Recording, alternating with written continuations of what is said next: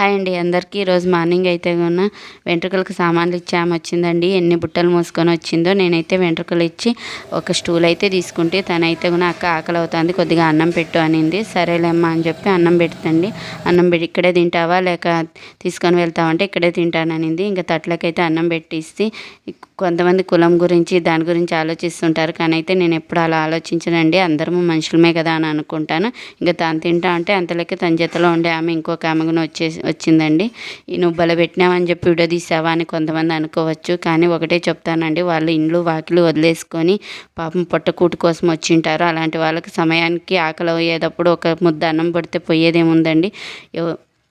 అదేమో చెప్తారు కదా, తినే అన్నం మీద వాళ్ళ పేరు రాసింటేనే వాళ్ళకి పోతుందని. నాకైతే ఈరోజు అలాగే అనిపించే. ఈరోజు అన్నం మీద వాళ్ళ పేరు రాసింది అనుకున్నాను. ఇంకా వాళ్ళు తిని వెళ్ళేటప్పుడైతే ఒక మాట అనరండి, అదైతే నాకు చాలా సంతోషం అనిపించే. నీ పిల్లలకు పుణ్యం రాని